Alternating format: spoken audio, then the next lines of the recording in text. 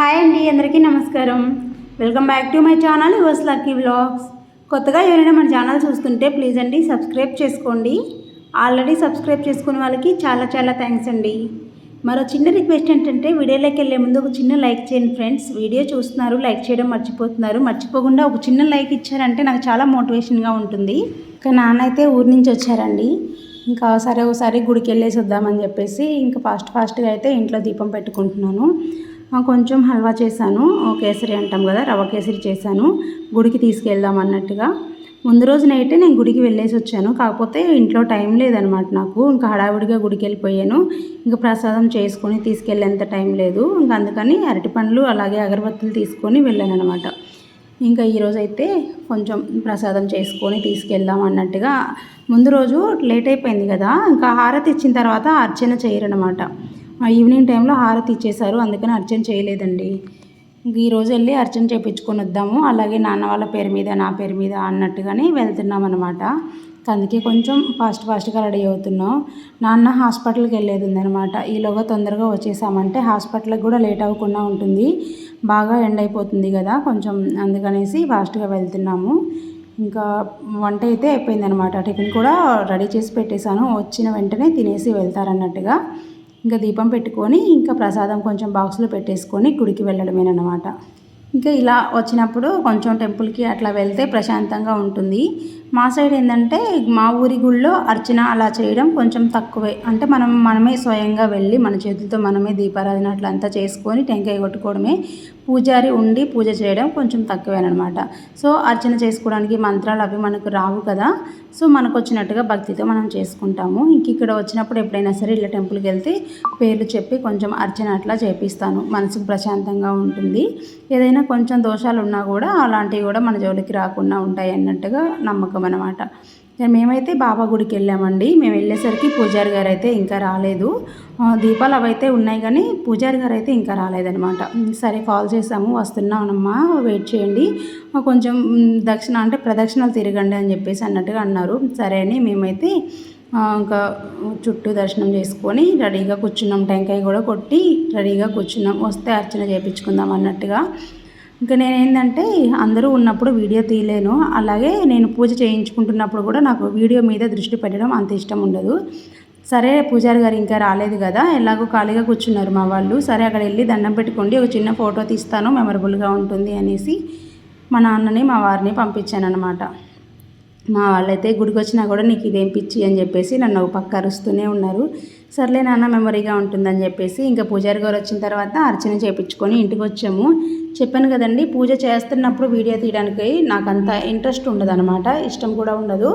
మనం ఆయన చెప్పే మాటలు పూజ మీద ఇంట్రెస్ట్ చూపించలేము ఫోన్ ఆన్లో ఉంటే. వేరే వాళ్ళు ఉండి తీసేది ఉంటే సరిపోతుంది. ఇంకా ఇంటికి వచ్చిన తర్వాత అయితే పాలు తీసుకొచ్చాను. ఇంటికి వచ్చి నేను ఇంకా మళ్ళీ వెళ్ళి పాలు తీసుకొచ్చాను. గుడికి వెళ్ళి వచ్చేటప్పుడు ఎక్కడ పడితే అక్కడ మళ్ళీ షాపులకి వెళ్ళడం, లేదంటే ఏదైనా పని మీద వేరే వాళ్ళ ఇంటికి వెళ్ళడం లాంటివి చేయకూడదు అంటారు పెద్దలు. మనం గుడికి వెళ్ళి ప్రశాంతంగా మళ్ళీ వచ్చి ఇంట్లోకి వచ్చి ఆ తర్వాత ఏదైనా పని ఉంటే బయటికి వెళ్ళాలి అంటూ ఉంటారు. ఇంకా నేనైతే కూడా నమ్ముతాను అది.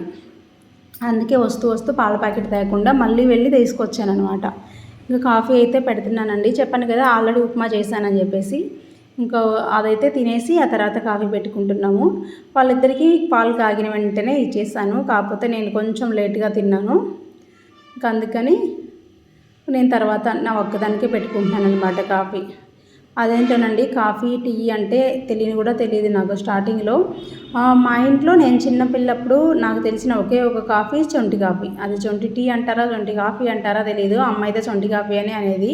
ఎప్పుడైనా పొట్టనొచ్చినా లేకపోతే ఏదైనా కొంచెం జ్వరం వచ్చినా కూడా కొంచెం బాగుంటుందని చెప్పేసి పాలల్లో శొంఠి వేసేసి మరగబెట్టేసి దాంట్లో కొంచెం బెల్లం వేసి ఇచ్చేది. అది టేస్టీగా ఉండేది, ఆ ఫ్లేవరే చాలా బాగుండేది అనమాట. నాకు శొంఠి వేసుకొని అలా తాగడం అంటే చాలా ఇష్టం. లక్కీ పొట్టలో ఉన్నప్పుడు కూడా నేను శొంఠి కాఫీ తాగేదాన్ని. అప్పుడప్పుడు అమ్మ ఇచ్చేది. అప్పుడు నాకు టీ కాఫీలు అలవాట్లేదు. పాలు ఉట్టిగా ఏం తాగుతావులే అని లైట్గా శొంఠి వేసి ఇచ్చేది. హెల్త్కి కూడా మంచిదంట, కఫం లాంటివి కూడా లోపల ఉన్న బేబీకి కూడా అంటే రాకుండా ఉంటాయని చెప్పేసి అమ్మ చెప్తుండేది. ఇక్కడైతే నేను కాఫీ తాగుతూ నేను నాన్నతో మాట్లాడుతున్నాను. నానేమో ఇంకా న్యూస్ చూస్తున్నారండి. ఇంకా పద్దాక లేచినప్పటి నుంచి ఇక న్యూస్ నైట్ టీవీలో చూస్తారు, మళ్ళీ లేచిన కాడి నుంచి ఫోన్లో చూస్తూనే ఉంటాడు. పాపం పిల్లలు లేరు కదా, బోర్ కొట్టేస్తుంది. ఏదైనా సినిమా చూడానా అంటే 2-3 గంటలు అటే కూర్చోవాలంటే నాన్నకి కాళ్ళు లోపల వచ్చేస్తున్నాయి. ఇంకా అందుకని చెప్పేసి కొంతసేపు అట్లా ఏదైనా ఫోన్ చూసేది, మళ్ళీ ఒక నాయుడుపేట చుట్టూ ఒక రౌండ్ వేసుకొని వస్తాడనమాట. అట్లా టైంపాస్ చేస్తున్నాడు. చెప్పాను కదా హల్వా చేశానని, అది కొంచెం ఇది కొంచెం మిగిలిపోయింది. ఇది ఒక గిన్నెలో తీసి పెట్టేసి ఇంకా క్లీన్ చేసుకోవాలన్నమాట. ఇంకా వంట అయితే స్టార్ట్ చేస్తానండి. కొంచెం బ్రౌన్ రైస్ పెట్టాను. బ్రౌన్ రైస్ అయితే ఫుల్లీ బ్రౌన్ రైస్ కాదు కానీ ఏమంటారు, సింగిల్ పాలిష్ అంటారు కదా, సింగిల్ పాలిష్ రైస్ అనమాట. కానీ నాతో మాట్లాడుతూ ఉన్నాను, బయట అన్నం అంతా పొంగిపోయింది, ఆల్రెడీ టైం అయిపోయింది. ఇంకా అందుకని ఫాస్ట్గా ఇంకా అది క్లీన్ చేయకుండానే వంట కానిచ్చేస్తున్నాను అనమాట. వంట అంతా అయిపోయిన తర్వాత క్లీన్ చేద్దాం అన్నట్టుగా ఒక పక్క పప్పు పెట్టేశాను, ఒక పక్క వచ్చేసి రైస్ పెట్టేశాను అనమాట. ముందుగానే 2 నానబెట్టేశాను, గుడికి వెళ్ళి రాగానే నానితే తొందరగా ఉడుకుతాయి. అన్నం కూడా నానబెట్టిన బియ్యంతో అన్నం వండిన దానికి, అప్పటికప్పుడు రైస్ కడిగి పెట్టి వండిన దానికి చాలా తేడా ఉంటుంది. నేను అబ్జర్వ్ చేసిన దాంట్లో నేను స్టార్టింగ్లో బియ్యం నానబెట్టనండి, డైరెక్ట్గా వండేస్తాను. కొంచెం అన్నం లావుగా వచ్చేస్తుంది అనమాట. అలా కాకుండా ఇలా నానబెట్టేసి వండుకుంటే అన్నం సన్నగా ఉంటుంది, ప్లస్ పొల్లుగా వస్తుంది, ఒకదానికొకటి అంటుకోవట్లేదు, బాగుంటుంది, నచ్చుతుంది నాకు. అందుకని ఇంకా ఒక 2-3 ఇయర్స్ నుంచి మాత్రమే ఇట్లా నానబెట్టి వండుతాను. అంతకుముందు నానబెట్టేదాన్ని కాదు, వెంటనే వండేసేదాన్ని. మా పక్కింటి వాళ్ళు అడిగేవాళ్ళు, నానబెట్టకుండా రైస్ ఎలా వండుతావు అనేవాళ్ళు అనమాట. నానబెట్టే వండుతాం మేము అనేసి, కానీ తెలిసేది కాదు నాకు. తర్వాత రెండింటికి మధ్య తేడా తెలుసుకున్నాక మాత్రం నానబెట్టిన రైసే బాగుంటుంది మనకి. ఇంకా ఇక్కడైతే చింతపండు నీళ్ళు వేసేసి కొంచెం చారు అయితే పెట్టేస్తున్నాను అనమాట ఫాస్ట్గా. రైస్ కదా, బ్రౌన్ రైస్ మామూలుగానే అలవాటు లేకపోతే తినలేరండి. దాంట్లోకి కొంచెం కలుపుకోవడానికి గ్రేవీ కర్రీస్, చారు లాంటివి ఉంటే తినాలనిపిస్తుంది అనమాట. అందుకని ఇక్కడైతే దొండకాయ పచ్చడి చేద్దామని దొండకాయలు ఒక పక్కన పెట్టేశాను. దొండకాయ పచ్చడికి ఇంకా అలాగే ఈ సాంబార్ కాదు కానీ పప్పుచారు లాగా చేస్తున్నాను. మునక్కాయ ఏం వేయలేదు, జస్ట్ ఎర్రగడ్డ, తెల్లగడ్డ, దొండకాయలు రెడీగా ఉన్నాయి కదా, అందుకని ఒక 2 దొండకాయలు వేసాను అనమాట. ఒక పక్క పోపు పెట్టుకోవాలి, అన్నం నీరు తీస్తే పోపు పెట్టుకుందాం అనేసి అట్లా ఉన్నాను అనమాట. ఈ చారు కొంచెం రెడీ చేసి పెట్టుకున్నామంటే తొందరగానే పోపులో వేసేసేయచ్చు. ఈ స్టవ్ ఖాళీగా ఉండదండి, 2 ఉన్నాయి కదా, అందుకని అంత ఖాళీగా ఉండదు. ఇంకా ఇంట్లో చేసుకున్న సాంబార్ పొడి అయితే అయిపోయింది. అందుకని మొన్న లాస్ట్ టైం ఇంటికి వెళ్ళినప్పుడు అప్పుడు అమ్మ వాళ్ళ గృహప్రవేశానికి తెచ్చిన ప్యాకెట్స్ ఉన్నాయి ఇంట్లో 2. ఇంకా అమ్మ అయితే ఒకటి వేసేసింది అనమాట సాంబార్ పొడి. ఇంకా అది తెచ్చుకున్నాను, లేకపోతే నేను తెచ్చినా సరే చిన్న ప్యాకెట్ తెచ్చుకుంటాను, అంత పెద్ద ప్యాకెట్ తాను. కాకపోతే గృహప్రవేశంలో తెచ్చిన ప్యాకెట్ కాబట్టి కొంచెం పెద్దగా ఉందన్నమాట. అది ఫ్రిడ్జ్లో పెట్టకపోతే నాకు ఇప్పుడే అయిపోదండి అది. నేను సాంబార్ పౌడర్ చాలా తక్కువ వాడతాను, రసం పౌడర్ అయితే చాలా వాడతాను. నాకు రసం పౌడర్ మంత్లీ చేసుకున్నా కూడా అయిపోతుంది. ఎందుకంటే కొన్ని ఫ్రై కర్రీస్లోకి, పులుసు కర్రీస్లోకి, అలాగే నేను మ్యాగీలో ఎక్కువగా వాడతాను. నేను ఇంట్లో చేసిన రసం పొడి మ్యాగీలోనే ఎక్కువ వాడతాను, నాకు ఎందుకో అంత బాగుంటుందన్నమాట. ఒకసారి ట్రై చేయండి, హోమ్ మేడ్ రసం పౌడర్ నేను చేసినట్టుగా చేయండి. అది మ్యాగీలో ఒకసారి యూజ్ చేయండి, మ్యాగీ మసాలాతో పాటు ఇది వాడండి, మీకు తప్పకుండా నచ్చుతుంది. టేస్ట్ చాలా బాగుంటుంది. ప్లస్ ఇందులో ఉన్న పప్పులు, మెంతులు, జీలకర్ర చాలా వేస్తాం కదా మనం హెల్తీగా, అవన్నీ కూడా మనకి హెల్త్కి మంచిది, టేస్ట్ బాగుంటుందన్నమాట. ఇక్కడైతే పప్పుచారు పోపు పెట్టేస్తున్నానండి. ఇంకా అది కొంచెం మరిగిందంటే దొండకాయ పచ్చడి చేసేయాలన్నమాట. ఆ దొండకాయలు కూడా కొంచెం క్లీన్ చేసేసి పచ్చిమిర్చి, దొండకాయ, టమాటో పక్కన పెట్టేశాను. ఇవి చేద్దామనుకున్నానా, ఇంకా అసలు ఆ టైం లేదనమాట. దొండకాయలు కొంచెం ఫ్రై అయ్యి లేట్ అవుతుంది. ప్లస్ నేను మిక్సీ వాడి దగ్గరికి వెళ్తే వాడేమో ఇవ్వలేదు మిక్సీ. మా వాళ్ళు హాస్పిటల్ నుంచి వస్తూ అడిగేసి వచ్చారనమాట. టిఫిన్ తినేసి హాస్పిటల్కి వెళ్ళారు కదా, అడిగేసి వస్తే అవ్వలేదు సార్, సారీ, ఈవినింగ్ రండి అని చెప్పారట. ఇంకా రోట్లో దంచేంత టైం లేదని దబదబా ఒక 4-5 క్యారెట్లు ఉంటే అవి తురిమేసి ఫ్రై చేస్తున్నాను. ముక్కలుగా కూడా అయితే లేట్ అవుతుందని తురిమేసి ఫ్రై చేస్తున్నాను అనమాట. ఇంకా ఆనియన్స్ వేసేసి పోపు దినుసులు, ఆనియన్స్ ఎలాగో ఫ్రై చేస్తాం కదండి, ఏ ఫ్రై అయినా ఏ కర్రీ అయినా. ఆ తర్వాత క్యారెట్ తురుము, కొద్దిగా ఉప్పు వేసి ఫ్రై చేశాను. ఆ ఉప్పు వేస్తాం కదా, వాటర్ కొంచెం వచ్చేసి క్యారెట్ తురుము కొంచెం తొందరగానే ఒక 5 మినిట్స్లోనే బాగా ఉడికిపోతుంది. ఉడికిన తర్వాత ఉప్పు ఆల్రెడీ వేసాం కదా, కారము, ధనియాల పొడి, అలాగే కొబ్బరి పొడి వేసి ఒక 2-3 నిమిషాలు మళ్ళీ ఫ్రై చేసి దించేసాను. ఇంకా అదనమాట, లంచ్ చేసేసామండి. ఇంకా ఈవినింగ్ అయితే నేను బాగా హెడేక్గా ఉండి కొద్దిసేపు పడుకున్నాను, ఎందుకో తెలియదు బాగా హెడేక్ వచ్చేసింది. ఆ గిన్నెలు అవి కడిగేసుకున్న తర్వాత కొద్దిసేపు అయితే పడుకున్నాను. నాన్న బ్యాగ్ తీసుకొచ్చారు కదా, బ్యాగ్ అయితే ఇంకా నేను ఓపెన్ చేయలేదు. నాన్న బట్టలు కవర్ ఒక్కటి తీసి పెట్టాము కానీ ఇంకా మిగతా అంతా తేలేదు. అమ్మ ఏమేమి పంపించిందో చూడాలి. గులాబ్ జామ్ పౌడర్ అండి. నేను పంపించిన గులాబ్ జామ్ పౌడర్ మా అమ్మ తిరిగి నాకే పంపించింది. అందరం ఇంటికి వెళ్ళినప్పుడు ఉంటుంది చేసుకోవడానికని ఒక ప్యాకెట్ తీసుకెళ్ళాను ఇంతకు ముందు వెళ్ళేటప్పుడు. అది ఎట్లా చేసుకోలేదు కదా, మళ్ళీ పాడైపోద్ది, ఎక్స్పైర్ అయిపోద్ది అని అమ్మ మళ్ళీ తిరిగి నాకే పంపించింది అనమాట. ఇవి వచ్చేసి ఒక 2 కిలోలు అంటే 3 కిలోలు తీసుకుందండి అలసందలు. అందుకని ఒక కేజీన్నర అట్లా నాకు పంపించింది. చెల్లి నా దగ్గరికి వస్తే సగం పంపించమ్మా అని చెప్పింది. ఆవాలు, అమ్మ వాళ్ళకి ఆవాలు పండినాయి అనమాట. ఆవాలు కూడా పంపించింది. ఇంకొక కవర్లో ఆవాలు అనమాట, పోపు దినుసులకి అట్లా ఇంకా అవి పంపించింది. నిమ్మకాయ పచ్చడి పంపించిందండి. ఇది వచ్చేసి మా మరిది వాళ్ళ మమ్మీ నిమ్మకాయలు పంపిస్తేను వాటితోటి పచ్చడి పెట్టింది.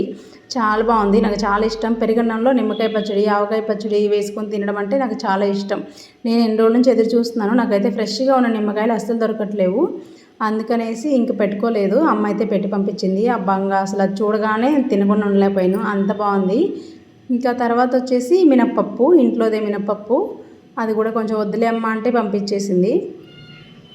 లాస్ట్ ఇవే ఉన్నాయి ఇంకా లేవని చెప్పి ఇంకా కొంచెం మినపప్పు పంపించింది. ఇవి వచ్చేసి ఇయర్ రింగ్స్ అండి. ఇవి మా చెల్లెళ్ళ చిన్నగా ఉన్నప్పటివి, చాలా చిన్నవి, పాతవి, ఇవి కొత్త ఏం కాదు. మా చెల్లెళ్ళు ఎవరో చిన్నపిల్లలుగా ఉన్నప్పుడు పెట్టిన కమ్మలు అనమాట. జెస్సీ ఇయర్ రింగ్స్. మన బెంగళూరు వెళ్ళినప్పుడు ఒకటి పోయిందండి.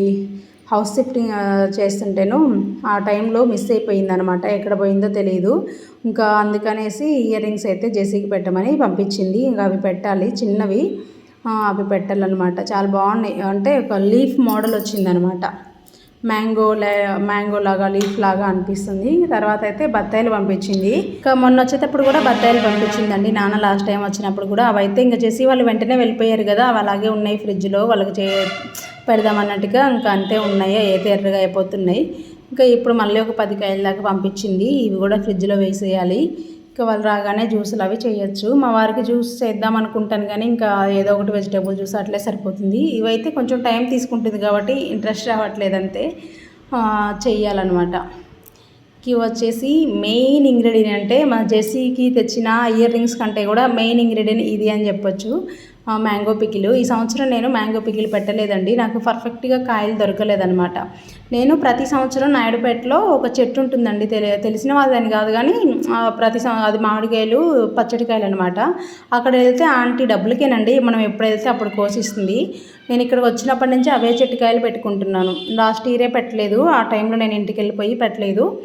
ఇంకా ఏంటంటే ప్రతిసారి అవే పెట్టేదాన్ని, బాగుండేది పికిలు. ఈసారి ఏంటంటే ఆ చెట్టు తీసేసారట, లేవు. బయట వెళ్ళి అడుగుతుంటే ఒకసారి వెళ్తే ఉండట్లేవు, ఒకసారి వెళ్తేనేమో మెత్తగా ఉంటున్నాయి కాయలు. పికిల్ పాడైపోతుంది కదా అట్లుంటే, అందుకు తెచ్చి పెట్టలేదు. ఈ పచ్చడి వచ్చేసి కొంచెం మా మరిది గారు వాళ్ళ మమ్మీ పంపించారట, పంపించమని. అలాగే అమ్మ కూడా కొంచెం పెట్టింది. ఇంకా అది ఇది 2 వేరు వేరు బాక్సులలోనే పంపించిందనమాట. ఇంకా ఈ సంవత్సరం నేను మ్యాంగో పికిల్ పెట్టాల్సిన అవసరం లేదు. నేనైతే వీడియో అన్నా కలిసి వచ్చింది, పెడదాం అనిపించింది. కాకపోతే నాకు పర్ఫెక్ట్గా కాయలు దొరకలేదు. పోనీలే కొంచెమైనా అమ్మ పంపించింది. ఇంకా మంచి కాయలు దొరికితే కొంచెమైనా 1 కిలో అన్న పెట్టుకుంటాను, ఇంకా లేకపోతే దీంతో ఉండడమే. ఉదయం టెంపుల్కి వెళ్ళినప్పుడు కొబ్బరి చెప్పులు వచ్చాయి కదండి, ఇంకా అదైతే కొంచెం పగలగొడుతున్నాను అనమాట. ఖాళీగా ఉన్నాను, ఈవినింగ్ వంట అయిపోయింది వంట కూడా. ఖాళీగా ఉన్నానని ఆ చిప్ అయితే పగలగొట్టేస్తున్నాను. పూజారి గారు ఇచ్చిన పువ్వులు కూడా అలాగే ఉన్నాయి, చెప్పలో అక్షింతల పువ్వులు కూడా. ఇంకా కొబ్బరి చిప్ప అలాగే తీసి పెట్టకుండా ఇదిగోండి పైన అయితే ఈ బ్రౌన్ పార్ట్ ఉంటుంది కదా, అదంతా కూడా పీలప్ చేసేస్తున్నాను. ఇలా చేసేసి నీట్గా సన్న స్లైస్ లాగా కట్ చేసుకొని ఆరబెట్టేసుకున్నామంటే ఎండలో పెట్టాల్సిన పని లేదు. మనం వంట ఏదైనా చేసేటప్పుడు ఆ స్టవ్ కింద ఒక ప్లేట్లో ఈ ముక్కలన్నీ వేసేసి స్టవ్ కింద పెడితే ఆ వేడికి కొంచెం డ్రై అయిపోతాయండి. ఆ తర్వాత తెచ్చి ఫ్యాన్ కింద పెట్టేస్తాను. నేను ఫ్యాన్ కింద పెట్టేస్తాను, వంట చేసేటప్పుడు తీసుకెళ్ళి స్టవ్ కింద పెట్టేస్తాను. ఏదైనా పొంగిపోకుండా చూసుకోవాలి అలాంటి టైంలో. ఆ వేడికి కొంచెం తొందరగా డ్రై అయిపోతాయి. నైట్ అయితే గోంగూర పచ్చడి సంగటి చేస్తాను, ఇంకా దొండకాయ పచ్చడి అయితే ఇంకా అలాగే వెనక్కి వెళ్ళిపోయిందనమాట. ఇదండి వీడియో. మీకు నచ్చినట్లయితే లైక్ చేయండి, షేర్ చేయండి, సబ్స్క్రైబ్ చేసుకోండి. పుట్టింటి నుంచి ఏదైనా పార్సల్ వచ్చిందంటే ఎక్కడ లేని ఆనందం వస్తుంది, అంతేనా? మీకు అంతేనా చెప్పండి. నాకైతే చాలా హ్యాపీగా ఉంటుందండి. అది ఏదో చిన్నదైనా సరే చాలా హ్యాపీగా ఉంటుంది. అది పుట్టిల్లు అత్తిల్లు అని కాదు కానీ మన వాళ్ళ దగ్గర నుంచి వస్తే అదో సంతోషం అనమాట. ఇంకా నెయ్యి వేసుకొని సంగటితోనైతే నైట్ డిన్నర్ అయితే అయిపోయిందండి. ఈ వేడిగా ఉందని చెప్పేసి ఇంట్లో గోంగూర పచ్చడి కూడా షూట్ చేయలేదండి. జస్ట్ ఒక కడాయిలో గోంగూర, పచ్చిమిర్చి, టమాటా వేసి ఉడికించేసి దంచి పోపు పెట్టేశాను.